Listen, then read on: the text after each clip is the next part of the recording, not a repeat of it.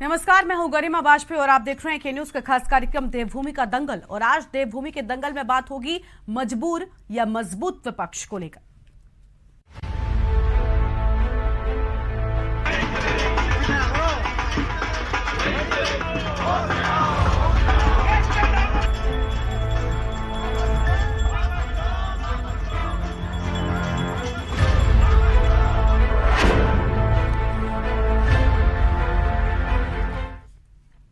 और उत्तराखंड में राजनीति में उठा पटक मची हुई है। जी हां, देश व प्रदेश में लोकतंत्र और व्यवस्थाएं दुरुस्त बनाए रखने के लिए जितना जरूरी सत्ता पक्ष होता है उतना ही जरूरी विपक्ष भी होता है।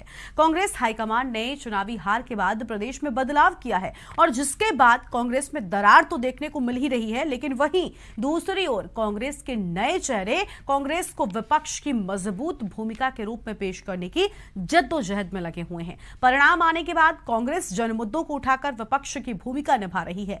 नामों का ऐलान होते ही विपक्ष सक्रिय होता नजर आ रहा है। महंगाई को लेकर सड़क और सदन में हल्ला बोल हो रहा है, तो वहीं भर्ती घोटाले को लेकर भी कांग्रेस मुखर है। लेकिन अपनों की नाराजगी दूर कर कैसे विपक्ष मजबूत बने, ये एक बहुत बड़ी चुनौती है और इसी को लेकर आज हम विस्तार से बातचीत करेंगे। लेकिन उससे पहले हमारी एक खास रिपोर्ट देख लीजिए।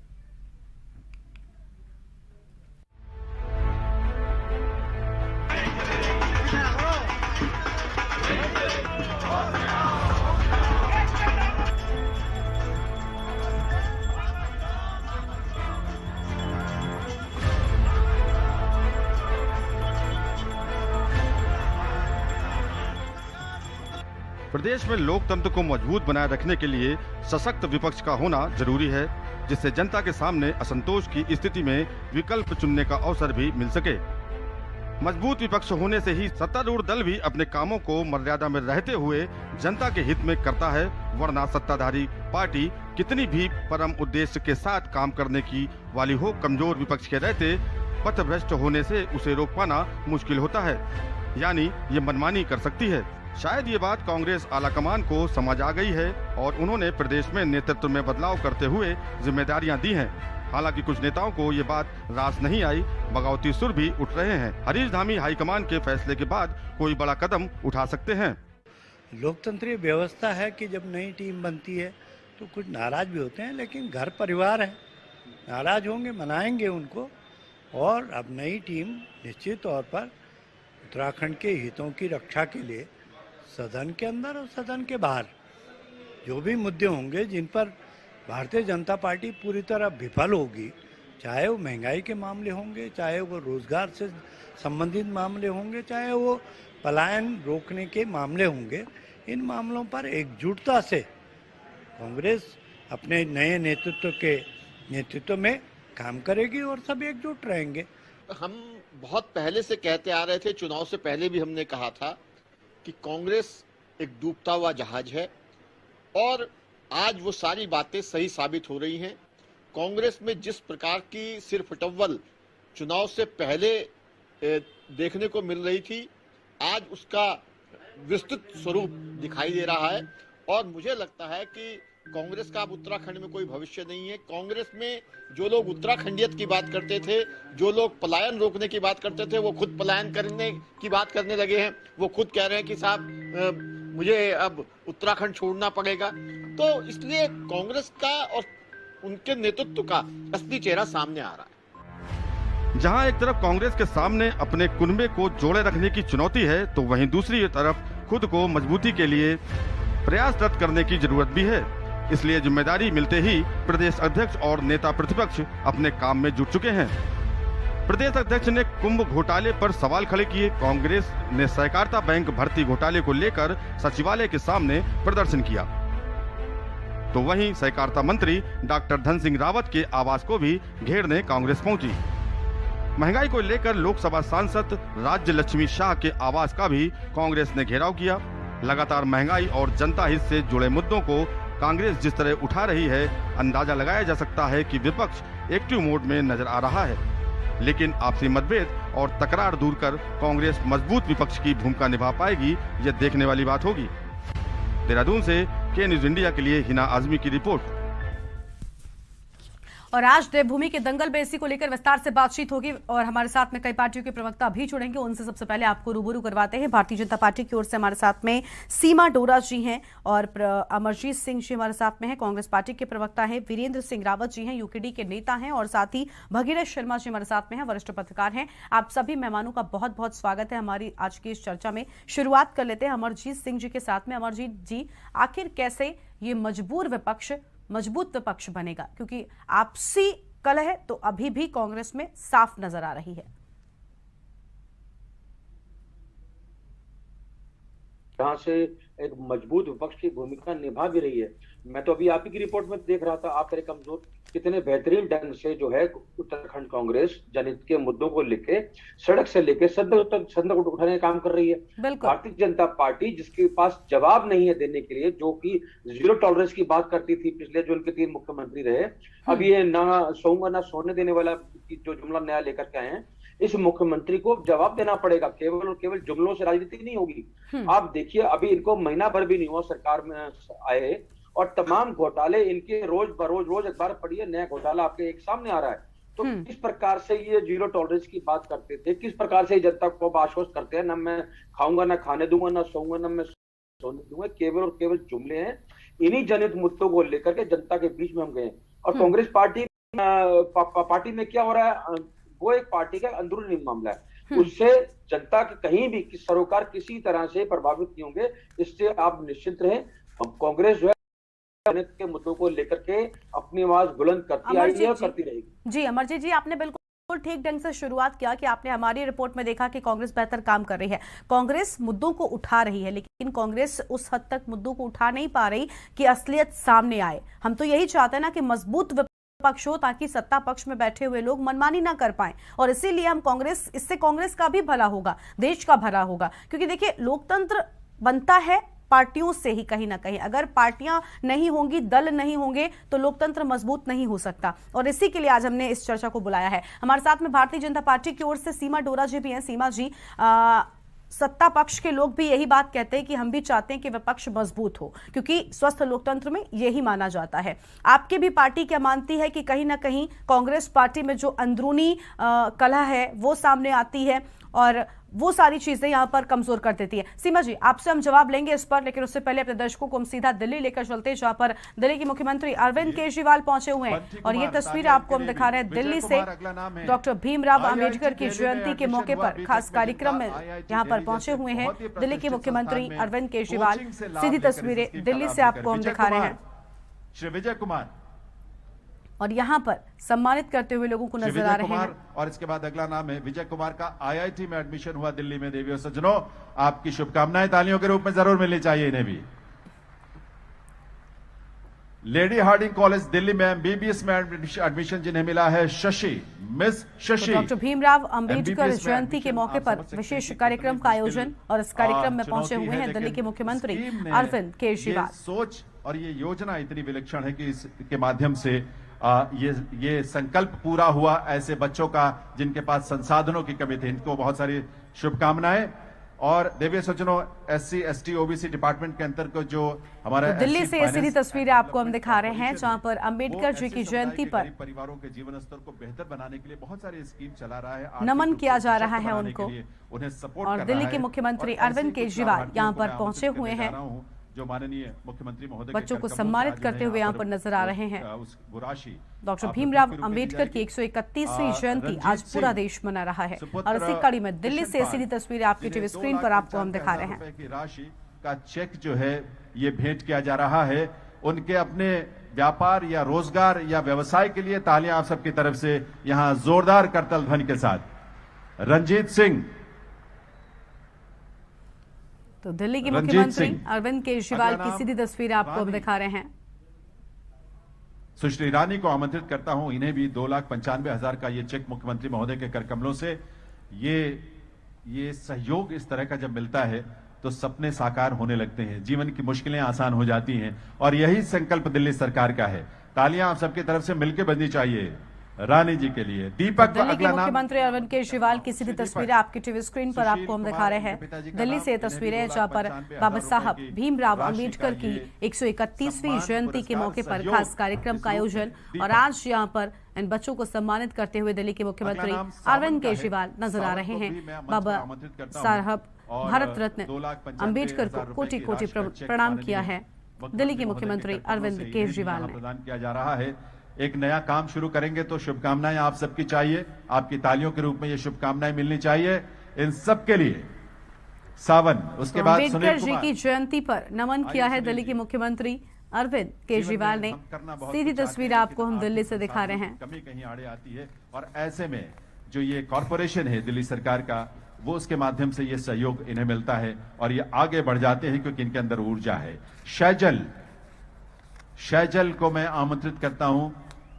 शैजल को भी 2,95,000 रुपए की राशि उनके सपनों को साकार करने के लिए, यानी उनका व्यापार या रोजगार जो भी वो करना चाहेंगे उसके लिए दिल्ली सरकार की इस स्कीम के माध्यम से SC ST OBC कल्याण विभाग की तरफ से।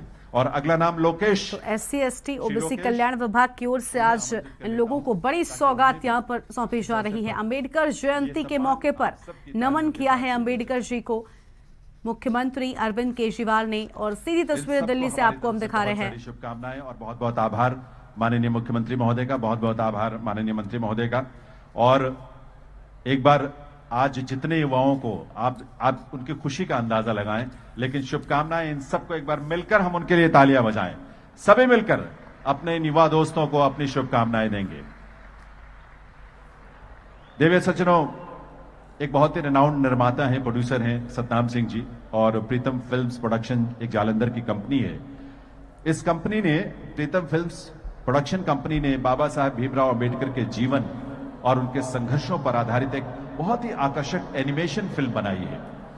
तो अंबेडकर जयंती पर ये सीधी तस्वीरें दिल्ली से आपको हम दिखा रहे हैं, जहां पर मुख्यमंत्री केजरीवाल यहां पर पहुंचे हुए हैं और बाबा साहब भीमराव अंबेडकर को कोटि कोटि प्रणाम किया है। और ये दिल्ली से तस्वीरें आप देख पा रहे थे, जहां पर मुख्यमंत्री केजरीवाल आज भीमराव अंबेडकर की जयंती पर यहां पर विशेष कार्यक्रम में पहुंचे हुए थे और कई लोगों को उन्होंने सम्मानित भी किया और विशेष राशि भी उनको गिफ्ट के रूप में दी गई है। और अपनी चर्चा की शुरुआत करते हैं। हमारे साथ में कई मेहमान लगातार मौजूद हुए हैं और विशाल चौधरी जी भी हमारे साथ में अभी भी जुड़े हैं, आम आदमी पार्टी के प्रवक्ता है। विशाल जी, आपका भी स्वागत है आज की हमारी इस चर्चा में।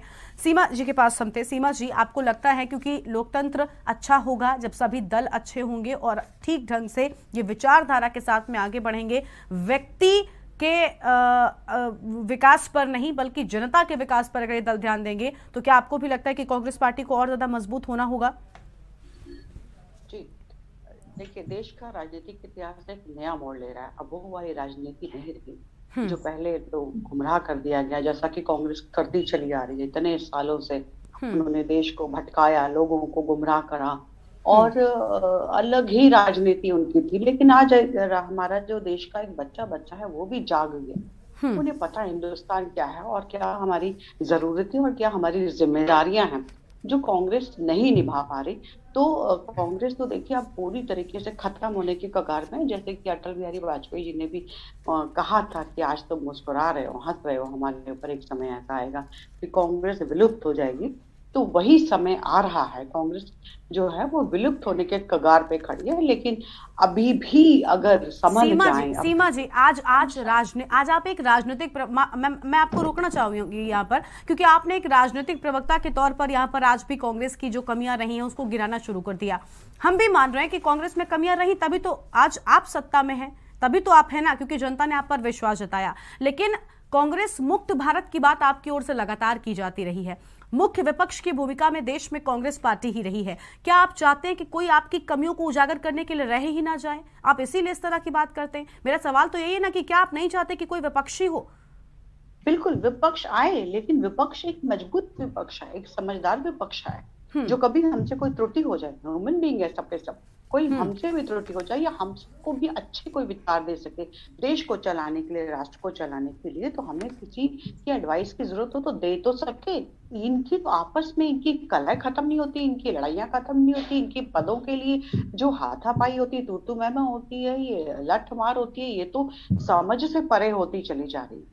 तो हम तो चाहते हैं कि कांग्रेस हो या कोई और, अगर आज कांग्रेस अच्छी होती, कांग्रेस अगर पहले सशक्त होती, कांग्रेस अगर समझदार होती, कांग्रेस में एकता होती, तो आज आम आदमी पार्टी जैसी पार्टी ना आती जो मुफ्त खोर की राजनीति करना सिखा रही है लोगों को, जो गुमराह कर रही है, जो बैसाखियां पकड़ा रही है। लेकिन हम तो चाहते थे कि कांग्रेस स्ट्रॉन्ग हो, हमने कभी नहीं कहा कांग्रेस खत्म हो, लेकिन कांग्रेस की नहीं, आपकी पार्टी की ओर से ही कहा गया ना कि हम तो कांग्रेस मुक्त भारत की बात करते हैं। तो अगर कांग्रेस मुक्त भारत की बात मतलब यही है ना कि विपक्ष नहीं होगा तो हम जो मन चाहेगा वो करेंगे? बिल्कुल नहीं, विपक्ष क्यों ना हो, विपक्ष होना बहुत जरूरी होता। अगर विपक्ष ना होता तो राजनीति खत्म हो जाएगी, कोई वाला नहीं होगा, कोई कहने सुनने वाला नहीं होगा। तो जो भी हमारे, मैंने कहा ना, हम देश को चलाने के में बहुत सारी सलाहों की जरूरत होती है, एडवाइस की जरूरत होती है। तो कोई तो हो जो सलाहकार बने, और जो कोई तो हो जो क्रिटिसाइज करे। क्रिटिसिज्म बहुत जरूरी होता है, और जिसने क्रिटिसिज्म को स्वीकार नहीं किया उसकी सफलता उससे कोसों दूर चली जाती है। तो मैं तो इस बात पे विश्वास करती हूँ कि क्रिटिसिज्म का स्वागत करता रहना चाहिए, लेकिन क्रिटिसिज्म ऐसा हो जो राष्ट्र हित में हो। क्रिटिसिज्म ऐसा ना हो कि अगर भारतीय जनता पार्टी कोई भी राष्ट्र हित में काम करती है, कुछ भी अगर कोई स्टेप उठाती, तो उसके पीछे सिर्फ क्रिटिसिज्म शुरू हो जाता है। उसकी अच्छाइयां और बुराइयां देखिए, वो राष्ट्र हित में है तो उसका स्वागत करें। नहीं, लेकिन फिलहाल तो हमें ऐसा कुछ नजर नहीं आ रहा। अगर उत्तराखंड की बात कर लेते तो कांग्रेस महंगाई का भी मुद्दा उठा रही है, हर एक मुद्दे वो उठा रही है, लेकिन आप चाहते हैं कि क्या वो ये मुद्दे ना उठाएं? क्या महंगाई का मुद्दा उठाना, क्या सुरक्षा को लेकर मुद्दे उठाना ये राष्ट्रहित में नहीं जाता? राष्ट्रहित में ही तो है ना। खैर, सीमा जी आपके पास लौटेंगे। भगीरथ शर्मा जी आज हमारे साथ में लगातार बने हुए हैं, वरिष्ठ पत्रकार है। भगीरथ जी, आपका स्वागत हमारी चर्चा में। आपने सुना यहाँ पर कांग्रेस और भारतीय जनता पार्टी दोनों के प्रवक्ताओं को, आपको क्या लगता है? क्योंकि ये जो कांग्रेस मुक्त भारत वाला बयान था और आज पार्टी की ये हालत, पार्टी का बेड़ा कैसे पार होगा? क्या वाकई में कांग्रेस विलुप्त होती जा रही है? देखिए, आज हम भारत के संविधान निर्माता भारत रत्न डॉक्टर भीमराव अम्बेडकर की 180वीं जयंती मना रहे हैं जी। आजादी के बाद लोकतांत्रिक देश भारत चले, संविधान बना, और जो बनाने वाले लोग थे उनका राष्ट्र आज जन्मदिन मना रहा है। और कांग्रेस जो है अपने अंतर कलहों के कारण अपने दुर्दिन देख रही। बिल्कुल, बड़ा दुर्भाग्यपूर्ण स्थिति है।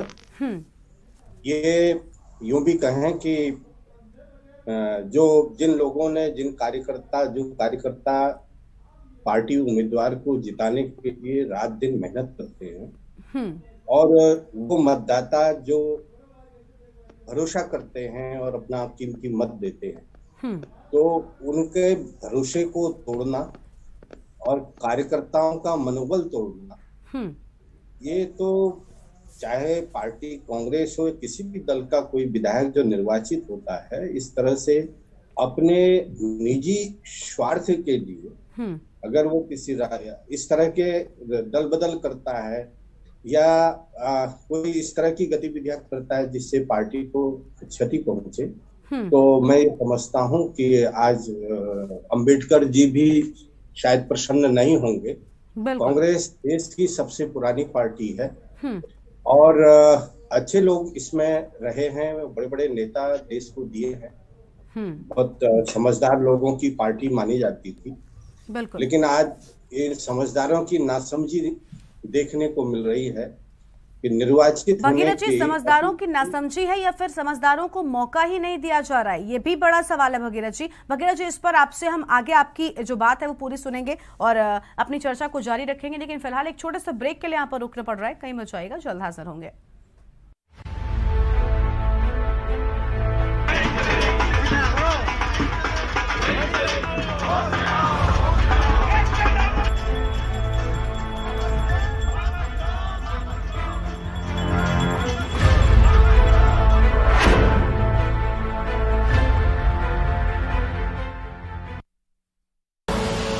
आप देख रहे हैं के न्यूज, खबरों का सारथी।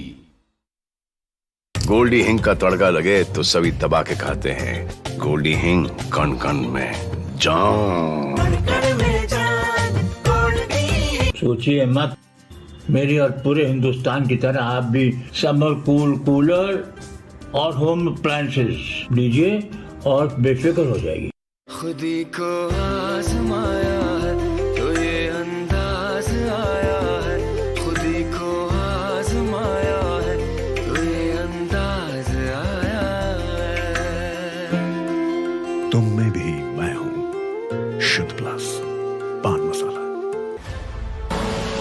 आप देख रहे हैं के न्यूज, खबरों का सारथी।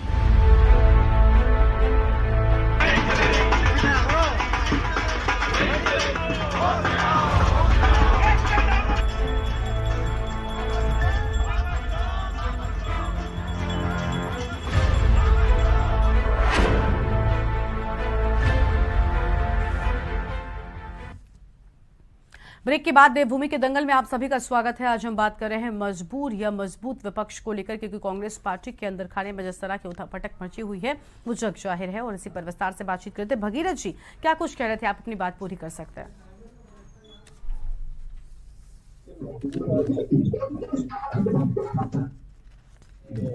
मजबूर विपक्ष यहाँ पर कांग्रेस है, कांग्रेस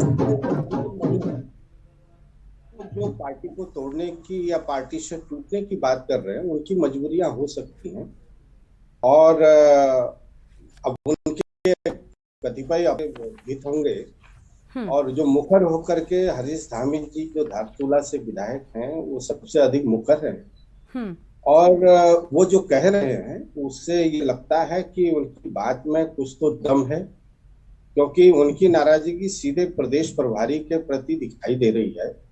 और उनका ये कहना है, क्योंकि वो चुनाव परिणाम आने के बाद जब सरकार का गठन हो गया और नेता प्रतिपक्ष के चयन की बात हो रही थी, तो हरीश धामी जो है नेता प्रतिपक्ष के दावेदार बने थे, और उनका कहना था कि वो 3 बार के लगातार विधायक है और उनका दावा बनता है, और युवा भी है। तो ऐसा हो नहीं पाया। पार्टी की अपनी मजबूरियां हो सकती हैं, वो नहीं हुआ। उनकी नाराजगी वहां से थी, और वो चाहते थे कि उन्हें कुछ ऐसा मिले जिससे कि उनको उनको उनको पहचान के साथ साथ उनकी हनक भी चले, तो ऐसा नहीं हुआ। और दूसरी बात वो एक और कह रहे हैं कि जो पहली बार के निर्वाचित विधायक हैं भुवन कापड़ी, उनको सदन में उपनेता बना दिया गया, और मैं 3 बार का विधायक हूँ। अब इस बात में कुछ तो दम लगता है, लेकिन अब जब पार्टी प्रभारी ने ये कहा कि मेरिट के आधार पर पद दिए गए हैं, तो इससे वो और बौखला गए हैं। उन्हें उनका कहना है कि इसमें कौन सी मेरिट का जो पैरामीटर थे वो क्या थे, उनका सवाल जायज है। लेकिन ये सामान्यतः इस व्यवस्था में ये होता है कि जब कोई बड़े दिग्गज को, मुख्यमंत्री को, बड़े उनको जब कोई पराजित करता है, तो उसके कद को थोड़ा बड़ा करके आंका जाता है। तो मुझे लगता है कि वही एक वजह रही कि भुवन कापड़ी को उपनेता बना दिया गया, और यहाँ से असंतोष शुरू हुआ, और जो असंतोष अब वो आगे फैल रहा है, आग की तरफ फैल रहा है, और ये प्रयास किए जा रहे हैं कि एक नया गुट बने, नया दल बने, और जो है कांग्रेस को, और जो कांग्रेस के जो हाईकमान में जो लोग निर्णय लेने वाले लोग हैं, और उनको ये महसूस कराया जाए कि जो जो जो अच्छे लोग हैं और जो जनता के बीच रहने वाले लोग हैं, उनको जो है हल्के करके ना आंका जाए। इतना अभी है। अभी शाम को आज मीटिंग होने की बात कही जा रही है, लेकिन ये सूचनाएं नहीं है कि कितने लोग उस मीटिंग में शामिल हो पाएंगे जी। हाँ, एक बड़ा सवाल ये होगा कि जैसे कि कहा जा रहा है कि 10 विधायक कम से कम इस मीटिंग में शामिल होंगे, और वो अलग दल बना करके वो जो है कांग्रेस से टूट सकते हैं। यदि ऐसा होता है तो कांग्रेस के सामने एक नया संकट बहुत जो अब पैदा खड़ा होगा। बिल्कुल बिल्कुल, यही मेरा सवाल है। हालांकि अमरजीत जी इन सभी बातों को बिल्कुल खारिज करते हैं। पद भी गंवाना पड़ सकता है। बिल्कुल बिल्कुल, और अमरजीत जी सारे इन बातों से बिल्कुल इनको खारिज करते हैं। अमरजीत जी आपकी बात सुनेंगे, पूरी बात सुनेंगे, और मेहमान हैं उनको भी जोड़ लेते हैं। यूकेडी से वीरेंद्र सिंह रावत जी हमारे साथ में लगातार बने हुए। वीरेंद्र जी, आप देख रहे हैं यहाँ पर कांग्रेस पार्टी हो, विपक्ष की भूमिका उत्तराखंड में यूकेडी भी निभाती आई है, लेकिन मुख्य विपक्ष के तौर पर लगभग अभी तक कांग्रेस और बीजेपी का ही जो है वो यहाँ पर सत्ता में रही है। लेकिन इस तरह से पार्टी में दरार, तो आखिर कैसे होगा बेड़ा पार? आपको भी लगता है कि फिलहाल एक बड़ा संकट कांग्रेस के सामने आ खड़ा हुआ है? देखिए, मैं के न्यूज को तहत से धन्यवाद मैडम जी। देखिए, बहुत दुर्भाग्य है कि विपक्ष की भूमिका तो कांग्रेस ने निभाई है, लेकिन अंतर्कलह में ही ये खत्म हो गई है। और आज आप देख रहे हैं कि किस तरीके से भागम भागी हो रही है, कोई बीजेपी में जा रहा है, कोई कांग्रेस से बीजेपी में जा रहा है। तो दोनों भाई कहीं ना कहीं इनका दल बदल है, और ये दुर्भाग्य हमारे उत्तराखंड का है कि उत्तराखंड क्रांति दल हमेशा विपक्ष की भूमिका में रहा, लेकिन सदन में नहीं रहा। लेकिन उसने हमेशा जमीनी स्तर पर रोड पर उतरकर, चाहे भू कानून हो, चाहे राजधानी गैरसैंण हो, स्वास्थ्य हो, शिक्षा हो, रोड हो, बेरोजगारी हो, उस मेन मुद्दों के लिए, भ्रष्टाचार हो, उसके लिए हमेशा रोडों पे रही है। लेकिन आज बड़े दुर्भाग्य की बात है कि कांग्रेस के ही हरीश धामी जी जिस तरह से बयान कर रहे हैं कि देवेंद्र यादव जी जो प्रभारी हैं उन्होंने हमारे साथ ऐसा किया, वो किया, ये किया, और ये मीटिंग कर रहे हैं, ये अलग दल बना रहे हैं या बीजेपी में कुछ जा रहे हैं। अब हरीश धामी जी कुछ बयान करते हैं कि हम पुष्कर धामी जी के लिए, मुख्यमंत्री जी के लिए मैं अपनी सीट छोड़ने को तैयार हूँ। धारचूला से वो आते हैं, मैं उनको आज से नहीं कई वर्षों से उनको अच्छी तरह जानता हूँ, 3 बार के विधायक हैं। पर आज कांग्रेस की इसी दुर्गति हो गई है कि वो ना घर की रही ना घाट की रही। तो ये उसको खुद ही चिंतन मंथन करना चाहिए, सोच समझना चाहिए कि किस तरीके से क्या है। और ये जिस तरीके से सीमा डोरा जी बोल रही थी कि हमारे पास विभाग मजबूत होना चाहिए, भाई विपक्ष को तुम खरीद लेते हो तो तुम मजबूती नहीं होने देते, उसके साथ तुम खरीद फरोख्त कर लेते हो तो कहाँ से विपक्ष मजबूत होगा। तो ये हालत होगी कि इनको चाहिए नहीं विपक्ष, इन्हें बोलने वाला कोई चाहिए नहीं कि आवाज उठाने। और आप ये बताइए, जो हमने आवाज उठाई है, यूकेडी ने आवाज उठाई, कितनी आपने हमेशा कमेटी बना दी गई है। आपने चाहे कोई भी आंदोलन हुआ, आज महंगाई देख लीजिए, आज आप बेरोजगारी देख लीजिए, आप ये आंदोलन देख लीजिए, अभी शुरू हो गए आंदोलन। और ये आज पूरा नेता अपने आपस में ही लड़ रहे हैं, नेता प्रतिपक्ष चाहिए, अध्यक्ष चाहिए, ये चाहिए, हमें मुख्यमंत्री चाहिए। अभी 6 महीने बाद 5 महीने रह गए मुख्यमंत्री को चुनाव लड़ना है, कहाँ से लड़ूं, क्या करूं, कहाँ जाऊं, किधर जाऊं। ये उत्तराखंड की जो राजनीति है मतलब खिचड़ी बन चुकी है। जनता त्रस्त है और नेता मस्त है। ठीक है सीमा जी, क्या कह रही हैं आप, क्या कहना चाहती बताइए। जी, इन्होंने ये बोला कि सीमा डोरा जी कह रही थी कि विपक्ष मजबूत चाहिए। मैं आपसे पूछ रही हूँ यूकेडी से कि जनता ने आपको पूरी समर्थन के साथ विपक्ष में बिठा दिया कि आप विपक्ष में बैठिए और ये देखते रहिए कि सरकार लोग काम ठीक कर रही है कि नहीं कर रही है, ताकि आप विपक्ष तो कम से कम विपक्ष का जो दावेदारी और जिम्मेदारी। सर सुन लीजिए, आप पूरी बात सुनिए, हाथ उठाइए खाली बात करने के, कि आप कम से कम वो जिम्मेदारी तो निभा सके। पर अफसोस की बात ये है।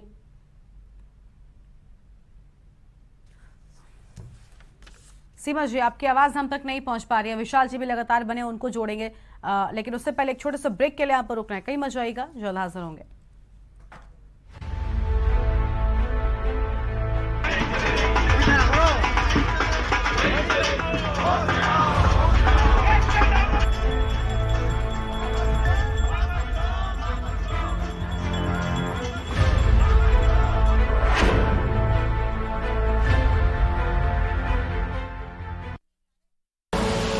आप देख रहे हैं के न्यूज, खबरों का सारथी।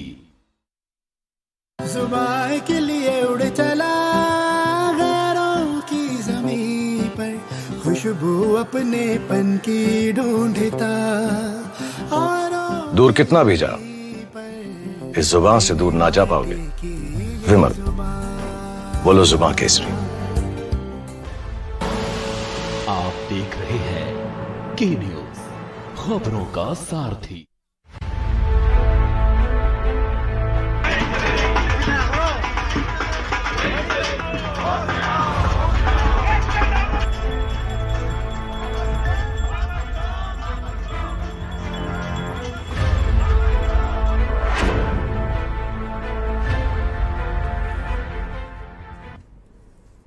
ब्रेक के बाद आप सभी का स्वागत है देवभूमि के दंगल में। और लगातार हम बात कर रहे हैं मजबूर या फिर मजबूत विपक्ष को लेकर। कई खास मेहमान हमारे साथ में लगातार बने हुए हैं। विशाल जी के पास चलते हैं। विशाल चौधरी हमारे साथ में आम आदमी पार्टी की ओर से। विशाल जी, आपका स्वागत हमारे कार्यक्रम में। विशाल जी, आप इस बार तीसरे विकल्प के तौर पर देखे जा रहे थे। हालांकि अभी भी पहले नंबर पर अगर बात करें, मुख्य विपक्ष की भूमिका कांग्रेस पार्टी को ही निभाते हुए देखा जा रहा है। लेकिन जिस तेजी के साथ में कांग्रेस पार्टी गिरती जा रही है, कहीं ना कहीं कांग्रेस पार्टी अपने अंदरूनी कलह की वजह से ही कमजोर होती जा रही है। आपको क्या लगता है, कहीं ऐसा तो नहीं आप मुख्य विपक्ष की भूमिका में आने वाले हैं?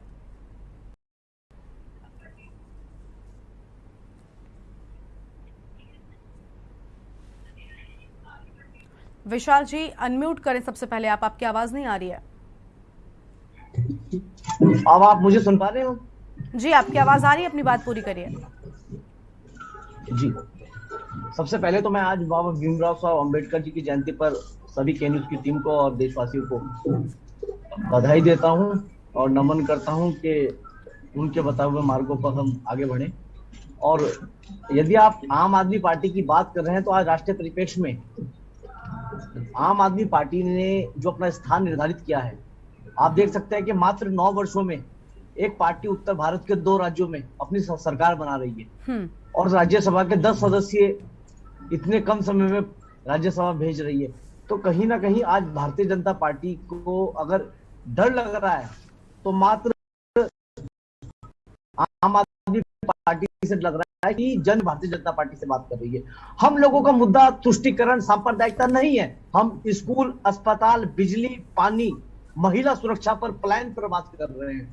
और जब हम इन मुद्दों पर बात करते हैं तो भारतीय जनता पार्टी के पत्रकार और भारतीय जनता पार्टी का नेतृत्व हमेशा अपने आप को छुपा लेता है, अपनी बात को नहीं बोलता।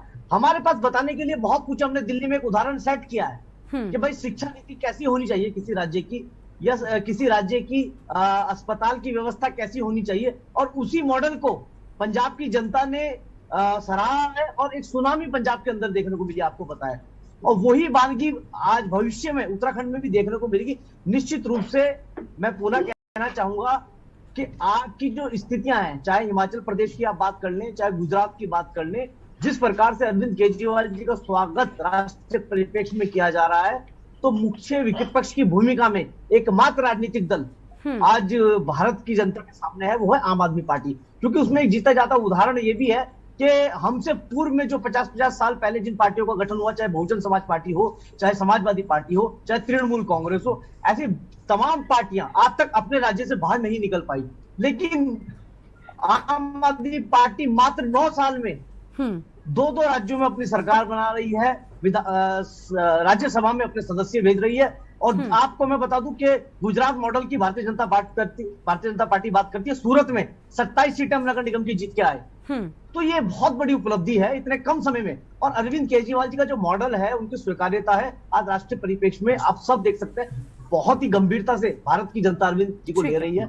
और मैं उत्तराखंड के परिप्रेक्ष्य में भी अगर बात करूं, भले ही उत्तराखंड की देवभूमि की देवतुल्य जनता ने इस बार हमें अपना समर्थन नहीं दिया या अपना स्नेह नहीं दिया, लेकिन अरविंद केजरीवाल जी की जो सोच है, जो एक मॉडल हमने गुड गवर्नेंस का मॉडल दिल्ली में पेश किया है, उसकी चर्चा आज भी उत्तराखंड में हो रही है। और हम बार बार ये कह रहे हैं कि जो परिणाम आए हैं 2022 विधानसभा चुनाव के उत्तराखंड में, उसका सबसे बड़ा एक कारण कमजोर विपक्ष था, जो पहले भी विवादित था चुनाव लड़ने से पहले, और चुनाव के परिणाम आने के बाद भी विवादों में है। तो मैं समझता हूँ कि कांग्रेस के पास कोई विचार नहीं है, कोई आइडियोलॉजी नहीं है बीजेपी के साथ चुनाव में जाने के लिए। बिल्कुल अमरजीत जी, आपने सुना यहाँ पर लगभग सभी लोग ये मानते हैं, और सिर्फ मानते ही नहीं अमरजीत जी, अब तो नजर भी आने लगा है। अभी भगीरथ जी यहाँ पर कह रहे थे कि आज शाम मीटिंग होने की भी बात कही जा रही है।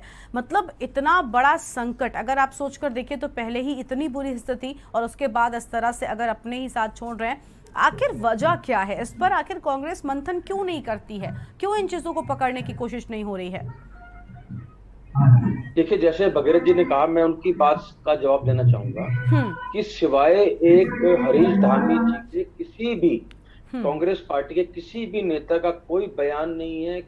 केवल और केवल जो मीडिया में चल रहे कयासों के आधार पर इस प्रकार से नहीं, मीडिया में अटकलों का सारा अमरजीत जी रोकना चाहूंगी। आज अभी थोड़ी देर पहले हरीश रावत को हम सुना रहे थे, माफी के साथ रोक रही हूँ, आपको नहीं अच्छा लगता टोकना, लेकिन अभी थोड़ी देर पहले हरीश रावत कुछ कहते हुए नजर आए, जहां पर उन्होंने भी कहा कि मीडिया में खबरें चल रही है। मीडिया में खबरें तब चलती है जब कुछ न कुछ ऐसा सामने आता है, जब बड़े नेताओं की मुलाकातें होंगी, तो देखिए कहीं ना कहीं कयास तो लगाए जाएंगे।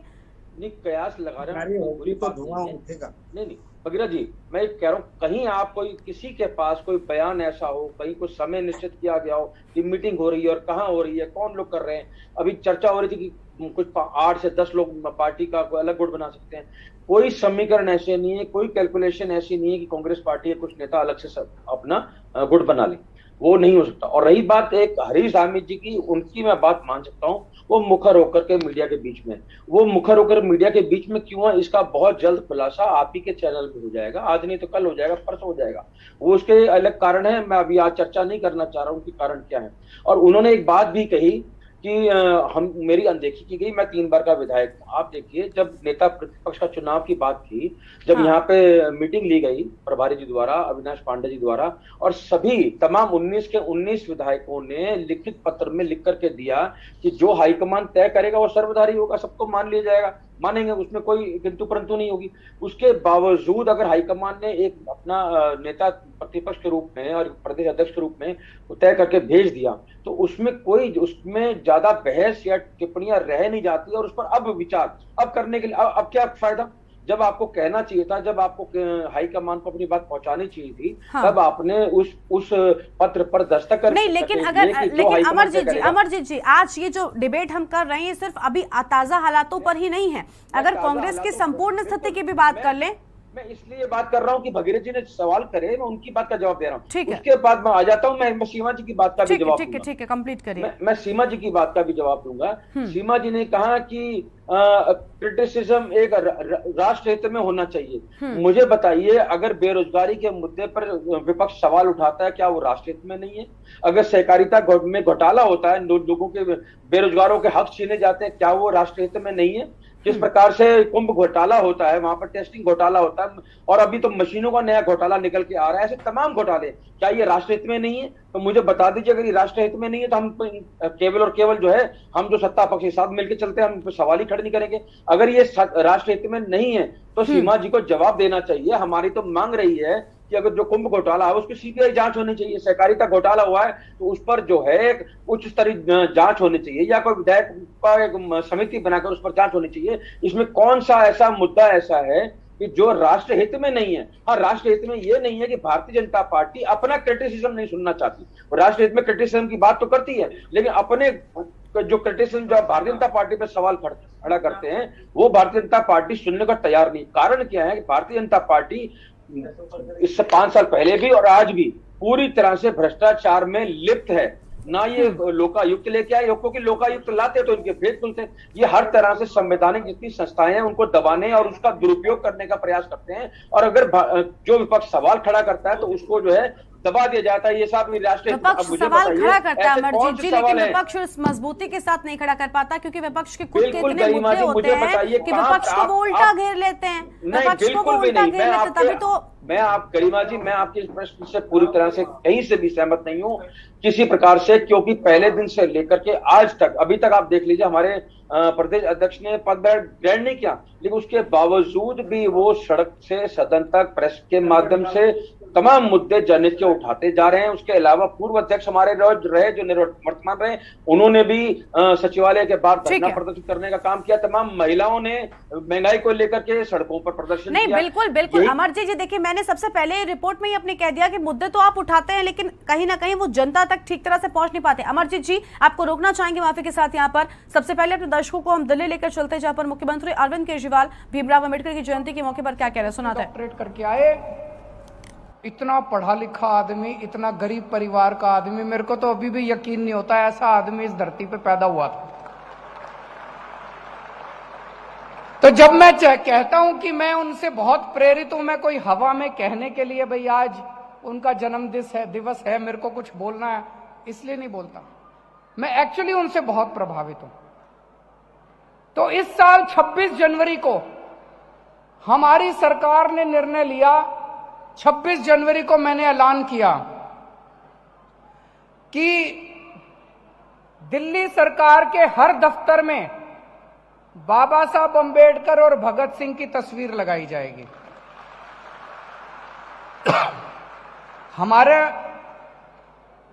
हम दूसरे सभी स्वतंत्रता सेनानियों की इज्जत करते हैं, किसी का भी डिसरेस्पेक्ट नहीं है, लेकिन इन दो से हम ज्यादा प्रभावित हैं।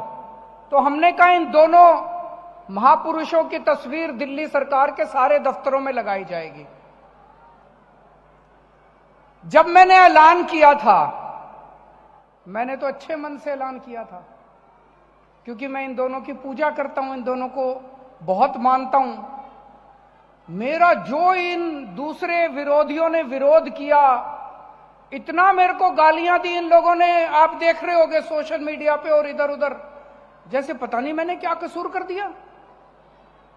केजरीवाल इनकी तस्वीर क्यों लगा रहा है, केजरीवाल इनकी तस्वीर क्यों लगा रहा है, इसकी क्यों नहीं लगा रहा, उसकी क्यों नहीं लगा रहा। मैंने कहा जिसको तुम मानते हो तुम लगा लो, जिसको मैं मानता हूं मैं लगा लूंगा।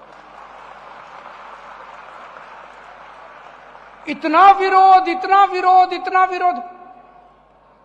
मेरे को एक बार तो लगा यार मैंने कोई कसूर तो नहीं कर दिया बाबा साहब की तस्वीर लगा के। नहीं, देखा आप लोगों ने कितना विरोध कर रहे हैं दूसरी पार्टी वाले मेरा। केजरीवाल ने बाबा साहब की तस्वीर क्यों लगाई। अब मैंने कसम खाई है, इनके विरोध से मेरे को और प्रेरणा मिली है, मेरे को और ऊर्जा मिली है। ये जितना मेरा विरोध कर रहे हैं, मैंने कसम खाई है बाबा साहब का जीवन और बाबा साहब का संदेश इस देश के घर घर में पहुंचाऊंगा मैं।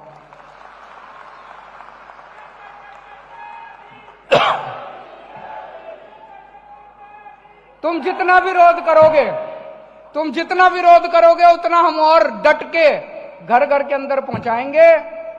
अभी बाबा साहब का हमने नाटक किया था, देखा आप लोगों ने नाटक? किस किस ने देखा जरा हाथ खड़े करो। सारे देख के आए हैं, कैसा लगा? शानदार, शानदार था कि नहीं था? कहते हैं दुनिया में, अपने देश में नहीं दुनिया में, पूरी दुनिया में इतना भव्य नाटक बाबा साहब अंबेडकर का पिछले 75 साल में पहली बार हुआ है। मैं फक्र के साथ सीना चौड़ा करके कहता हूं कि तुम विरोध करो, हम बाबा साहब के और नाटक दिखाएंगे। पूरे दिल्ली के अंदर सारे सरकारी स्कूलों में हमने बाबा साहब की पढ़ाई कंपलसरी कर दी। बच्चों को पढ़ा रहे हैं बाबा साहब के जीवन के बारे में, खूब पढ़ा रहे हैं। बाबा साहब खुद तो खूब पढ़े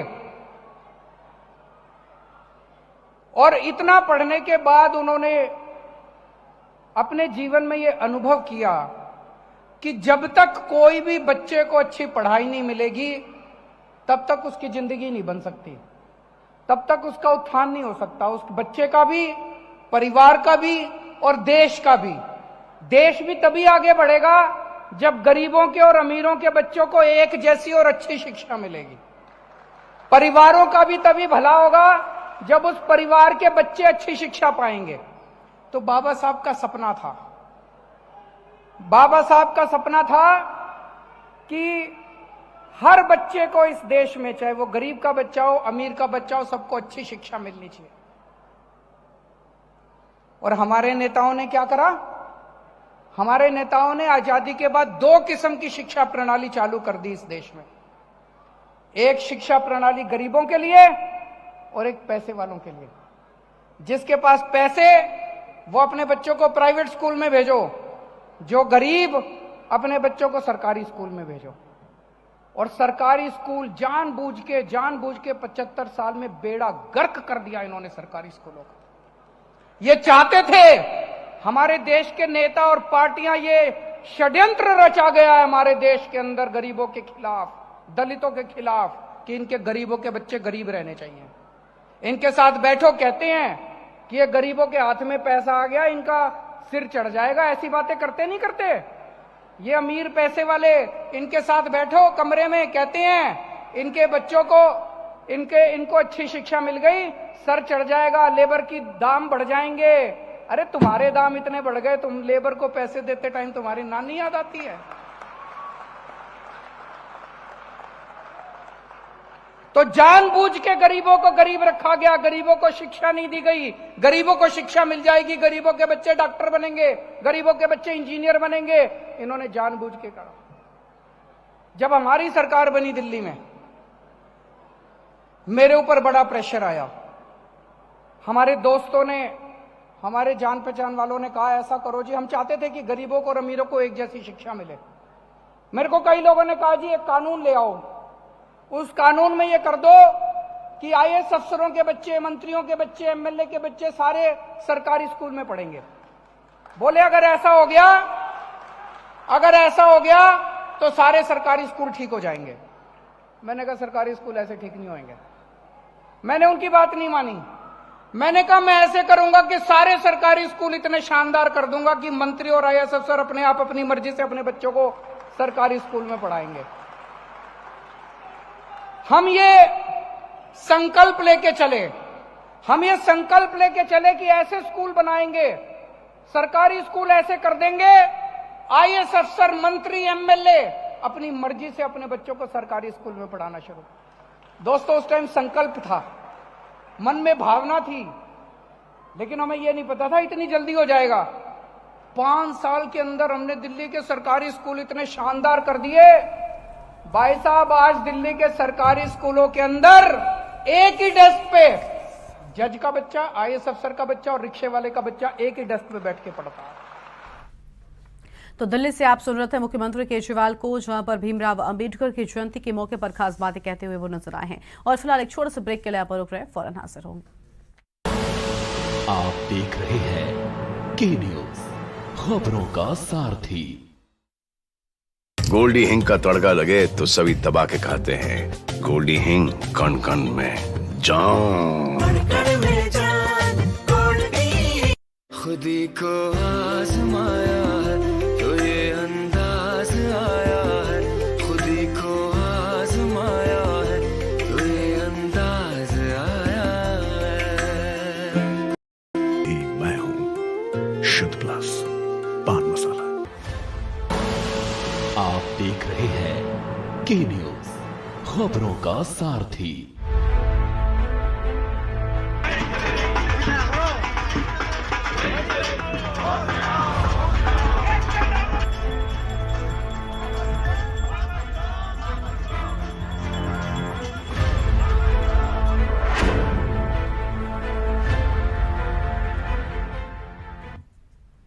ब्रेक के बाद आप सभी का देवभूमि के दंगल में स्वागत है। आज हम बात कर रहे हैं मजबूत या फिर मजबूत विपक्ष को लेकर। सभी मेहमान हमारे साथ में लगातार मौजूद हैं और अमरजीत जी के पास हम थे। अमरजीत जी, आप बताइए, आप अभी भी ये नकार रहे हैं कि कोई भी जो है वो परेशानी नहीं है, जबकि हमको लग रहा है न सिर्फ उत्तराखंड में बल्कि उत्तराखंड में तो ताज़ा हालातों की ही बात कर लें तो बड़ी समस्या आपका बिल्कुल इंतजार कर रही है आपके पास आने के लिए। वहीं देश की अगर बात कर लें तो कहीं ना कहीं देश में भी कमी है।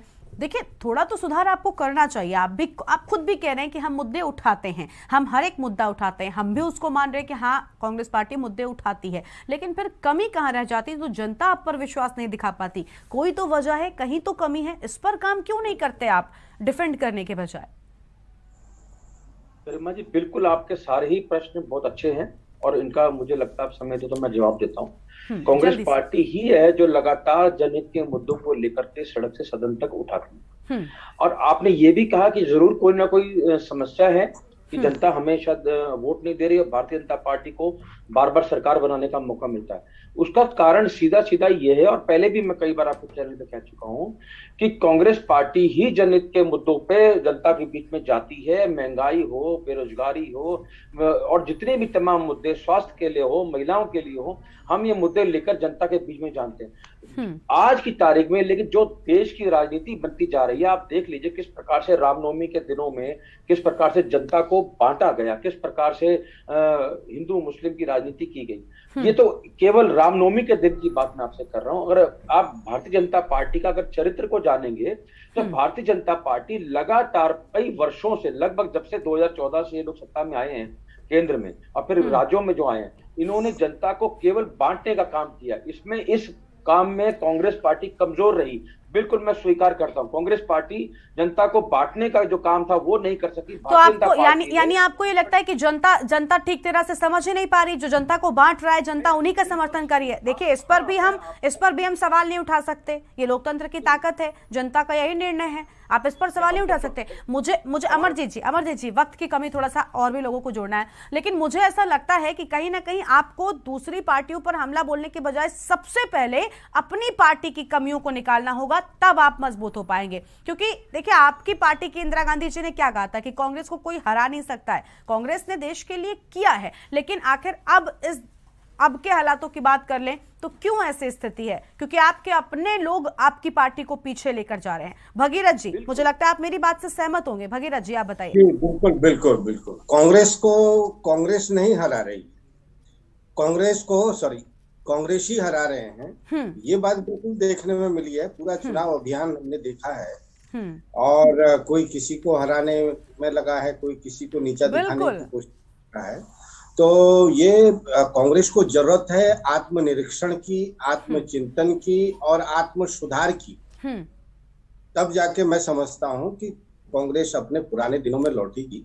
और मैं समझता हूँ एक प्रबुद्ध जनमानस ये चाहेगा कि देश की आजादी में महत्वपूर्ण भूमिका निभाने वाली कांग्रेस, बिल्कुल है ना, वो देश में रहे, वो चाहे सत्ता में रहे या विपक्ष में रहे, और सदन में उसकी शानदार उपस्थिति हो, चाहे विपक्ष में हो चाहे ट्रेजरी बेंच में हो।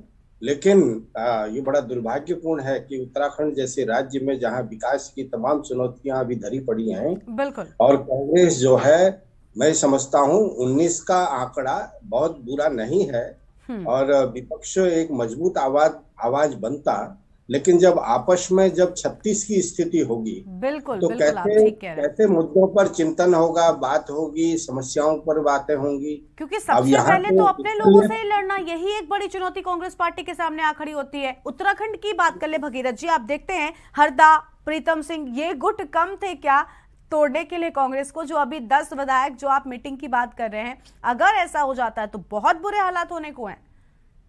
जी, मैं अमरजीत जी मेरे को कह रहे थे, मैंने 10 विधायकों वाला इसलिए कहा जो हवा तैर रही थी और मैं उस पर कोई वार्ता अपनी कर नहीं पाया था। मुखर होकर केवल हरीश धामी ही बोल रहे हैं, ये बात सच है। कोई विधायक अभी खुलकर सामने नहीं आया है और मीटिंग होगी थी, फिर ये बताया गया कि लोग पहुंचे ही नहीं। इसका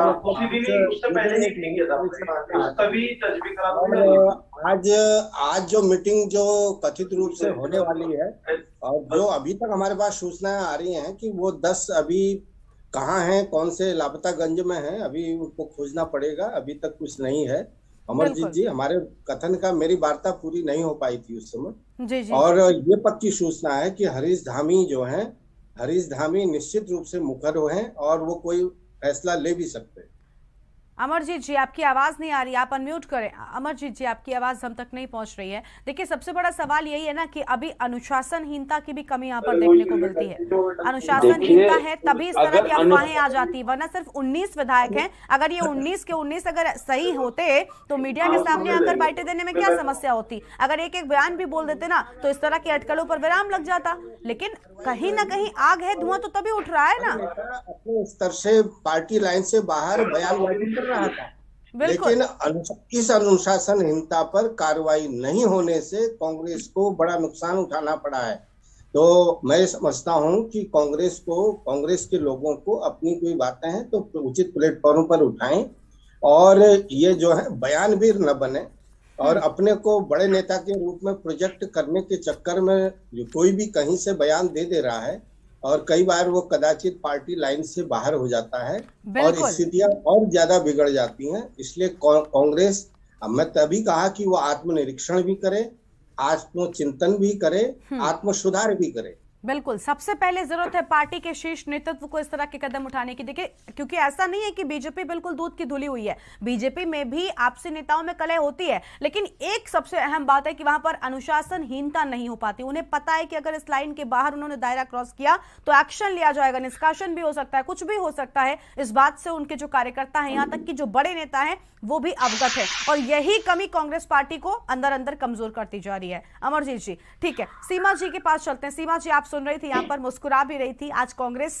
की मजबूती को लेकर हम डिबेट कर रहे हैं तो आपको थोड़ा सा अच्छा भी नहीं लग रहा होगा, मुझे पता है, लेकिन हम कांग्रेस की मजबूती पर बात नहीं कर रहे हैं, हम विपक्ष की मजबूती पर बात कर रहे हैं। अगर कभी विपक्ष में आप होंगी, हम तब भी यही चाहेंगे कि भारतीय जनता पार्टी भी मजबूत होकर विपक्ष की भूमिका निभाए ताकि एक बेहतर लोकतंत्र बन सके। आपकी ओर से आपने अभी कहा कि हम कांग्रेस मुक्त भारत की बात नहीं करते, जबकि लगातार आपकी जो सबसे बड़े नेता हैं उनकी ओर से भी ये बड़े बड़े बयानों में कहा गया है। तो आपको क्यों ऐसा लगता है कि कांग्रेस मुक्त भारत होना चाहिए? क्यों? क्या कांग्रेस कौन से राष्ट्रहित के मुद्दे नहीं उठा रही जो आप इस तरह की बातें कहती हैं? हमने विपक्ष मुक्त भारत नहीं कहा, हमने कांग्रेस मुक्त भारत कहा। आपकी पार्टी का बयान, किसका बयान? मैं नाम लेकर बोल सकती हूं। हमने कांग्रेस मुक्त भारत इसलिए कह रहे हैं क्योंकि कांग्रेस ने आज तक देश को बांटा है। अगर हमारे भारत के 2 टुकड़े हुए तो कांग्रेस नहीं किए थे सत्ता के लालच में।